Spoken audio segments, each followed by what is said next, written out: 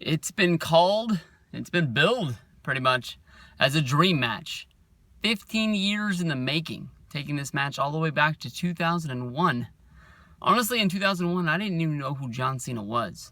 In 2001, AJ Styles was wrestling for WCW in its dying days, and he left and went and worked for that Nasty Boys and Jimmy Hart a company that was being run out of Disneyland that didn't go anywhere. It's only really known because of that Kurt Hennig versus Hulk Hogan match that's on that Hulk Hogan DVD, WSX or something like that. But I don't know how long this match has really been being talked about. I mean, AJ Styles came on my radar around 2002, 2003 is when I first started hearing about him. I can honestly tell you that I don't know what year it was, but the first episode of Impact is really the first time that AJ Styles wrestled in the debut match on the show, and it was voted on by the TNA fans that he would be the guy to kick off the show. That I really took notice of him, and he was good. And from there, when I started my DVD collection, I got the TNA Best of AJ Styles Volume 1 and Volume 2, and watched a lot of those matches with him and Christopher Daniels and Samoa Joe. That AJ Styles really did become a great worker in my mind, and I've never seen any of his Ring of Honor work, which a lot of people say at that time was really when he didn't have any breaks on him, and he just went full force, all out. And some people say that the Ring of Honor stuff is better than the TNA stuff, but AJ Styles, because he was wrestling in the other company, some people looked at him as if he was the Sting, or I guess you can say maybe the Ric Flair of the company, where he was the guy who is supplying the work rate. He had to take a little bit of a back seat when guys like Christian Cage and Kurt Angle got there. And then, once those guys left, he was repackaged and sort of put back up to the top.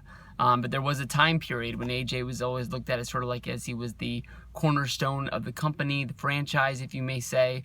But he didn't get that respect that he was looking for. John Cena, I guess he debuted in 2002. He worked his way up to the top. Around 2005 is when he took that main spot. So I think maybe around 2005 is when people actually started guessing and wondering if we were ever going to see an AJ Styles versus John Cena match. They don't really match up that well. I mean, they both were the number one guys of their company, but besides that's just about it. I think at that time, people much rather would have been seeing AJ Styles go up against another sort of high-flying, risk-taking kind of guy, which John Cena really doesn't really fit. I think people at that time probably would have been wanting to see Samoa Joe versus John Cena as possibly one of the dream matches from there. But hey, it is what it is. It's a big match. I can tell you that when I watched the segment on Monday, I was going bananas. I thought that it was freaking awesome. Actually getting to see AJ Styles and John Cena in the ring. You go through a ton of emotions. Cena coming out and basically saying that the new era has to come through him. And then from there, you've got AJ Styles coming out where you're like, oh my God, they're going to challenge each other and they're going to actually do it. And then the club coming out and basically then thinking that this is going to be a tag match. And they're just going to sort of try and get John Cena through that. And then you see actually AJ attack Cena. I mean, the emotions were running high, thinking that 1,000 things were going on. And, even though at the last minute, I knew it was going to happen when they were taking their gear off and Cena went to go throw his hat and his shirt into the crowd, that AJ was going to attack him.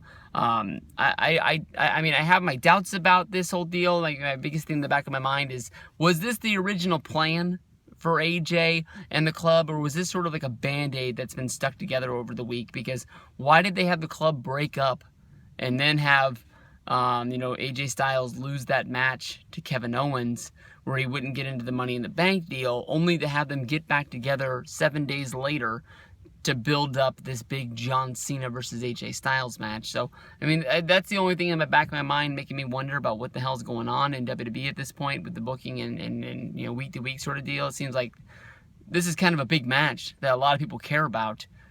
That 7 days ago, somebody would have brought this up, like, hey, we're about to do AJ versus Cena. Maybe this isn't the best time to break the club up, seeing how we're going to need them to be together next week. So I guess that's just one of the things that these guys just sort of book week to week, and if they make a mistake and it doesn't build into what they're doing the next week, they just sort of act like maybe people didn't watch last week. That's all I can think of. But this is going to be a damn good match.